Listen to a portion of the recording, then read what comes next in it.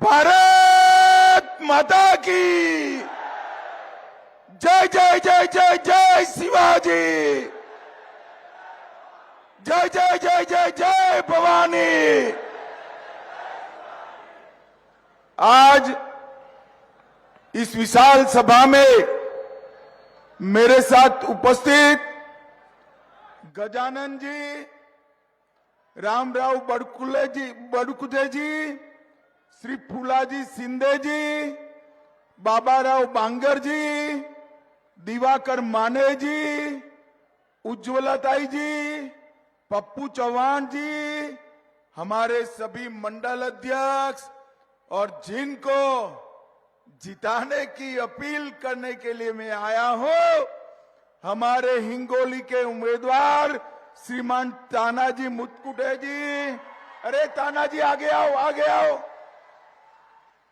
ये तानाजी मेरा दोस्त है भाई, ध्यान रखना, जरा जमकर वोटिंग करना। और हमारे माननीय संतोष बांगेर जी, संतोष जी आए हैं, आगे आओ, आगे आओ, आ रहे हैं। और आज इस विशाल सभा में उपस्थित प्यारे भाइयों, बहनों, माताओं और मेरे जिगर के टुकड़े जैसे युवा मित्रों, आप सभी को राम राम। सबसे पहले तो मैं हिंगोली की जनता का थोड़ा देरी से आया इसलिए क्षमा प्रार्थी हूं। आप सबको काफी समय से राह देखनी पड़ी है। मैं हिंगोली के देवता विठोबा और पवित्र औंढा नागनाथ ज्योतिर्लिंग को प्रणाम कर कर मेरी बात की शुरुआत करता हूं। भाइयों बहनों, आज गुरु नानक देव जी का जयंती है। आज विनोबा भावे जी का भी पुण्यतिथि है और आज आदिवासियों के महान स्वतंत्र सेनानी भगवान बिरसा मुंडा की 150वीं जयंती है। ये तीनों को मैं प्रणाम कर कर मेरी बात शुरू करना चाहता हूं। भैया, भाइयों बहनों, जब मैं आज हिंगोली आया हूं तब आने वाली 20 तारीख को आपको मतदान करना है, मगर मेरा आपसे निवेदन है कि एक एमएलए चुनने के लिए, सरकार बनाने के लिए मतदान नहीं करना है। भाइयों बहनों, आगामी चुनाव तय करने वाला है कि महाराष्ट्र छत्रपति शिवाजी महाराज और सावरकर के रास्ते पर चलेगा या औरंगजेब के रास्ते पर चलेगा, ये तय करना। हमारी महायुति ने कोई कंफ्यूजन के बगैर छत्रपति शिवाजी महाराज और वीर सावरकर का रास्ता चुना है। और ये गाड़ी जो है, ये औरंगजेब फैन क्लब है, औरंगजेब फैन क्लब। तय कर देना किसको चुनना है। ये महाराष्ट्र की संस्कृति की रक्षा का चुनाव, ये शिवाजी महाराज के स्वप्नों को साकार करने का चुनाव है और महान बाला साहेब ठाकरे के सिद्धांतों पर चलने वाली सरकार चुनने का सवाल है। अभी अभी ये राहुल बाबा यहां घूम रहे हैं, जानते हो ना राहुल बाबा को भाई, जानते हो? अब ये सोनिया जी है, उन्होंने अब तक राहुल बाबा को लॉन्च करने के 20 प्रयास किए। कितने किए भाई? 20। और 20 बार ये प्लेन क्रैश कर गया। अब मैं सोनिया जी को कहना वाला हूं, सोनिया जी, ये 21वां प्रयास भी फेल जाने वाला है। राहुल बाबा का प्लेन क्रैश होने वाला। अभी अभी हरियाणा चुनाव के अंदर राहुल बाबा ने टाल ठोक कर कहा कि हम तो जीत चुके हैं। इतना अहंकार, लोकतंत्र में इतना अहंकार, और परिणाम देखिए, हरियाणा में कांग्रेस का सुपड़ा साफ हो गया और भाजपा की सरकार बनी। मैं आज कहने आया हूं महाराष्ट्र की जनता को, पूरा देश मोदी जी के साथ है। महाराष्ट्र की हर लाडली बहना एकनाथ शिंदे और देवेंद्र फडणवीस के साथ है। महाराष्ट्र का हर गरीब एनडीए के साथ है। आने वाले दिनों में महाराष्ट्र में महायुति की सरकार बनने वाली है, महायुति की सरकार। भाइयों बहनों, मुझे बताओ, ये कश्मीर जो है हमारा है या नहीं है? ऐसे नहीं भाई, ऐसी आवाज नहीं चलेगी, जोर से बोलो, कश्मीर तक आवाज जानी चाहिए। कश्मीर भारत का है या नहीं है? ये कांग्रेस पार्टी जिन्होंने 70 साल तक धारा 370 को संभाल कर रखा, मोदी जी ने पलक झपकते ही धारा 370 को समाप्त कर दिया, समाप्त।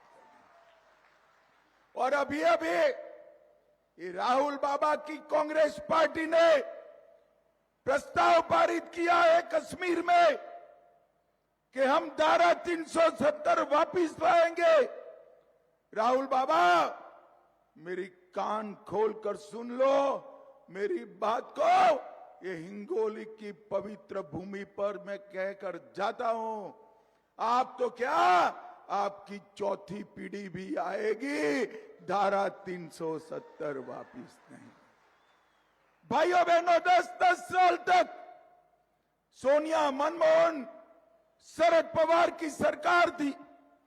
आए दिन बम धमाके होते थे और हमारे हजारों लोग मारे जाते थे, मगर सोनिया, मनमोहन के कान पर जू नहीं रहती थी। मोदी जी आए, फिर से पाकिस्तान ने हमला किया उरी और पुलवामा में। 10 ही दिन में सर्जिकल स्ट्राइक और एयर स्ट्राइक कर पाकिस्तान के घर में घुसकर आतंकवादियों का सफाया करने का काम नरेंद्र मोदी जी ने। ये अघाड़ी के सांसद सुप्रिया सुळे जी के नेतृत्व में वक्फ बोर्ड में हम जो सुधार लाना चाहते हैं, इसका विरोध करते हैं। अभी अभी कर्नाटक में कांग्रेस की सरकार है, गांव के गांव वक्फ बोर्ड ने नाम पर कर दिए 500, 300 साल पुराने मंदिर, किसानों की भूमि, गांव वालों के घर, पूरा गांव ही वक्फ की संपत्ति बन गया। मुझे बताओ हिंगोली वालों, ये वक्फ बोर्ड को बदलना चाहिए या नहीं बदलना चाहिए? अरे जोर से बोलो, बदलना चाहिए या नहीं बदलना चाहिए? ये कांग्रेस वाले विरोध करते हैं, मैं कहकर जाता हूं, शरद पवार एंड कंपनी जितना भी विरोध करे, हम वक्फ के कानून को बदल कर रहेंगे, बदल कर रहेंगे। भाइयों बहनों, ये हिंगोली विधानसभा में कितना काम हुआ है, इसकी डिटेल मैंने मंगाई, हमारे तानाजी ने मुझे भेजी।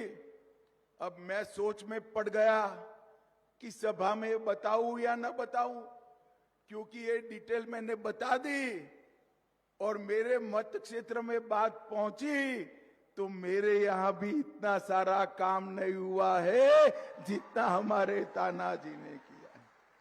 लगभग 5,000 करोड़ रुपया एक विधानसभा में खर्चने का काम किया।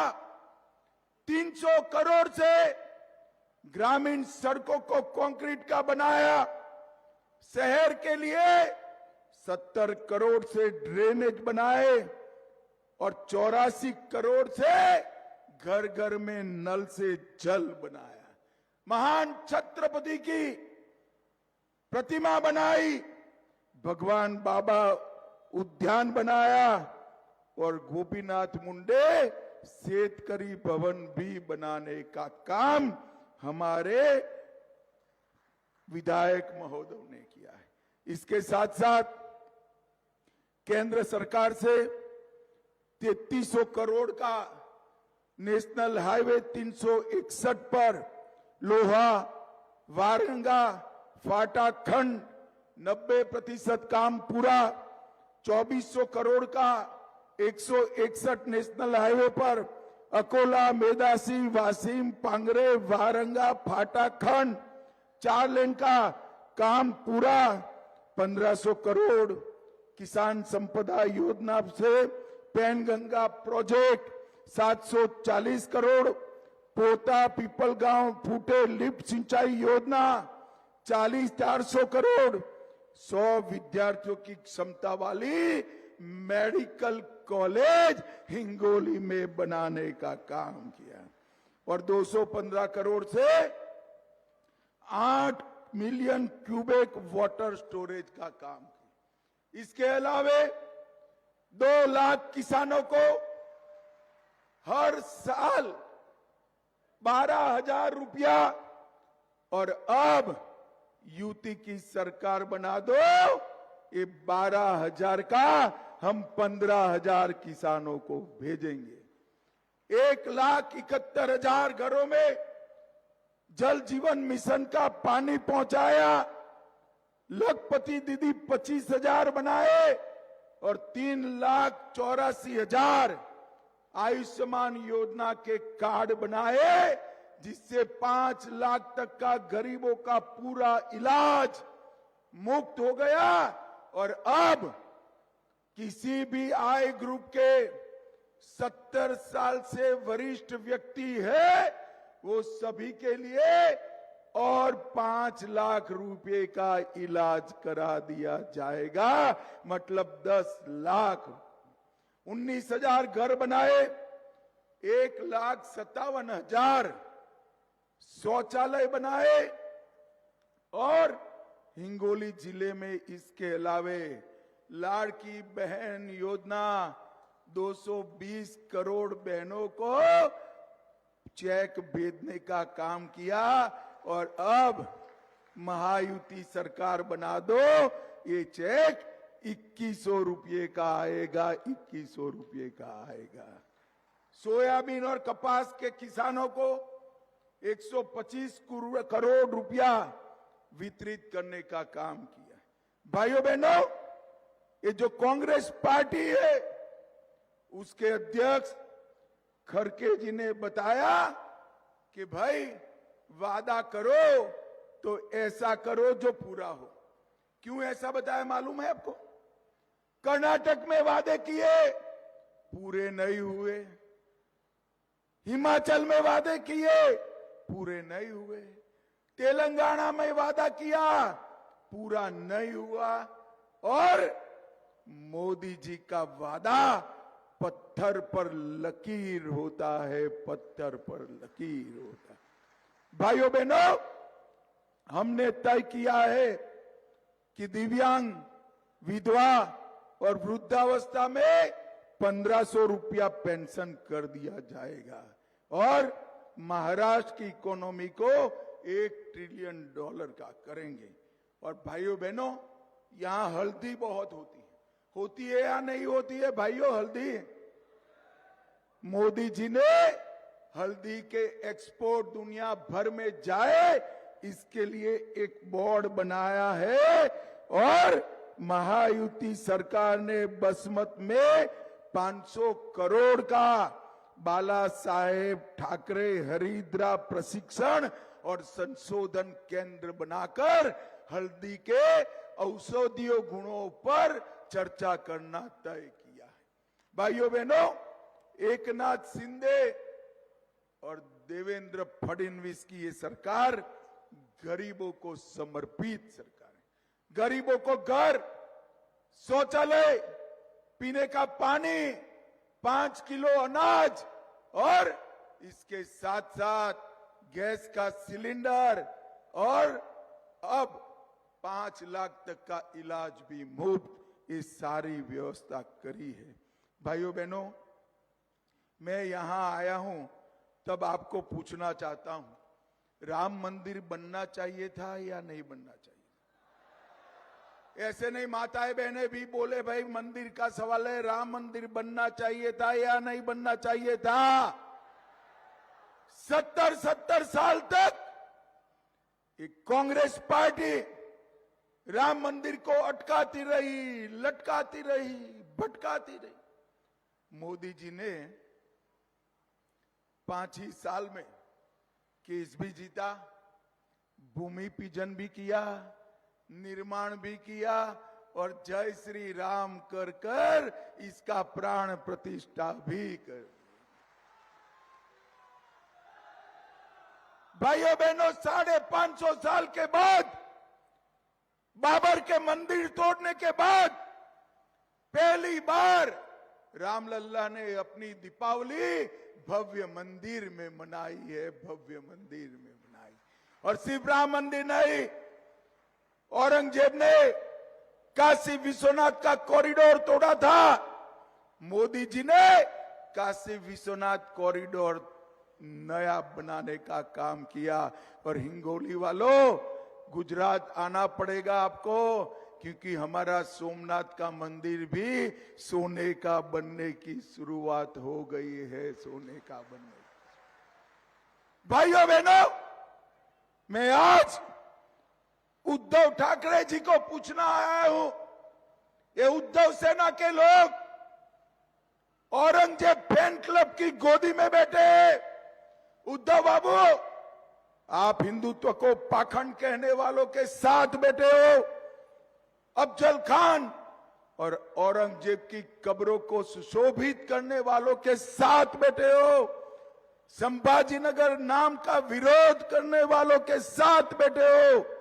कसाब को बिरयानी खिलाने वाले के साथ बैठे हो और राम मंदिर का विरोध करने वालों के साथ बैठे हो।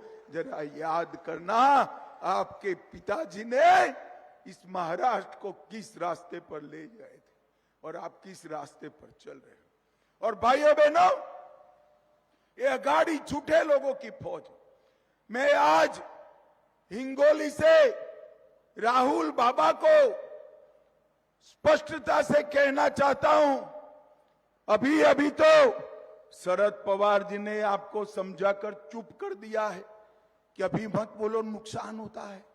मगर राहुल बाबा, अगर आप साच अर्थ में सच बोलते हो तो 2 वाक्य वीर सावरकर के लिए अच्छा बोलकर बताओ। वीर सावरकर के लिए, अरे वीर सावरकर के लिए तो आप नहीं बोलोगे, मुझे मालूम है, मगर आपके साथी है उद्धव ठाकरे, उनके पिताजी महान बाला साहब ठाकरे, जिनका पूरा जीवन हिंदुत्व की सेवा में गया। बाला साहब का भी 2 मिनट वखान कर कर दिखा दो राहुल बाबा, 2 मिनट दिखा दो। उद्धव जी, हिम्मत है तो वीर सावरकर और महान बाला साहब ठाकरे के लिए राहुल बाबा से 2 शब्द बुलवा दो, अच्छे बुलवा दो। ये नहीं बोलेंगे। भाइयों बहनों, इनके दिखाने के और चबाने के दांत अलग अलग हैं।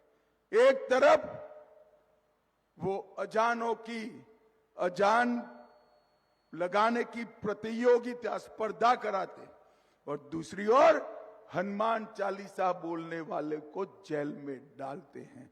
आपको तय करना है हिंगोली वालों, युति के साथ रहना है या अघाड़ी के साथ रहना है। भाइयों बहनों, हमारी महायुति की सरकार ने औरंगाबाद का नाम बदलकर संभाजीनगर किया, उस्मानाबाद का नाम बदलकर धाराशिव किया और अहमदनगर का नाम बदलकर अहिल्यानगर करने का काम सेना भाजपा सरकार ने किया। वर्सोवा बांद्रा सी लिंक, उसका नाम वीर सावरकर के नाम पर रखा और उत्तर महाराष्ट्र यूनिवर्सिटी का नाम बदलकर वहीणाबाई चौधरी यूनिवर्सिटी रखने का काम हमारी यूटी ने किया। राहुल बाबा, कभी कांग्रेस पार्टी ने जवाहरलाल नेहरू, इंदिरा गांधी और राजीव गांधी के अलावे किसी का नाम दिया है क्या?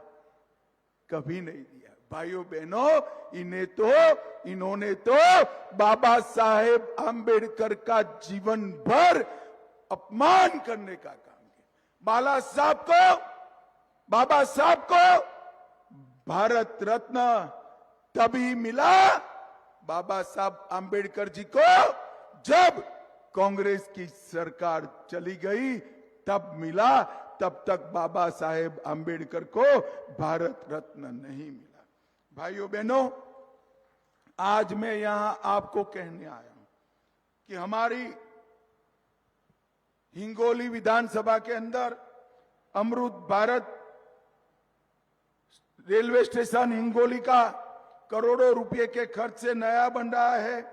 सरकारी मेडिकल कॉलेज की बात मैंने करी थी। 100 करोड़ रुपया हिंगोली शहर की पीने के पानी के लिए लाए हैं। नरसिंह नामदेव मंदिर का सौंदर्यीकरण हो रहा है और जलेश्वर झील को हमेशा के लिए हरा भरा रखने के लिए नाले के साथ जोड़ने का काम भी हम कर रहे हैं। भाइयों बहनों, मोदी जी ने इस देश को सुरक्षित किया। किसी की हिम्मत नहीं है अब आतंकवाद फैलाने की। हमारे महाराष्ट्र को नक्सलवाद से मुक्त करने का काम नरेंद्र मोदी जी ने किया और नरेंद्र मोदी जी ने देश को समृद्ध करने का काम भी किया है। भाइयों बहनों, ये सोनिया मनमोहन की सरकार भारत को 11वें नंबर का अर्थतंत्र छोड़कर गई थी। 11वें नंबर का 5 ही साल में मोदी जी ने इसको 5वें नंबर पर लाने का काम किया। 5वें नंबर पर। और हिंगोली वालों, क्या ताली बजाते हो? 5वें नंबर से संतुष्ट हो? नहीं होना चाहिए। 2027 में हमारा भारत दुनिया का 3रे नंबर का अर्थतंत्र बन जाएगा। 3रे। माताओं, भाइयों बहनों, मैं आज आपको करबद्ध विनंती कर आया हूं। हमारे तानाजी मुटकुटे जी, तानाजी आगे आइए, और हमारे संतोष जी आगे आइए। भाई थोड़ा लेट आए शिवसेना के हमारे प्रत्याशी, जोर से ताली बजाओ उनके लिए।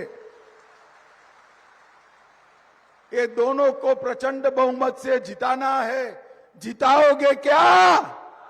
अरे जोर से बोलो। माताएं बहनें भी बोले, अरे सॉरी, लाडली बहना भी बोले, जिताओगे क्या? कमल और धनुष बाण पर बटन दबाओगे क्या? मोदी जी के हाथ मजबूत करोगे क्या? हमारी महायुति की सरकार बनाओगे क्या? तो मेरे साथ दोनों हाथ उठाइए दोनों हाथ, विजय के संकल्प की मुट्ठी बीचे और प्रचंड आवाज से बोलिए, जय श्री राम, जय जय श्री राम, जय जय जय जय जय शिवाजी, जय जय जय जय जय भवानी। भारत माता की, भारत माता की। वंदे वंदे। सभी का बहुत बहुत धन्यवाद, आभार, नमस्कार। धन्यवाद अमित भाई।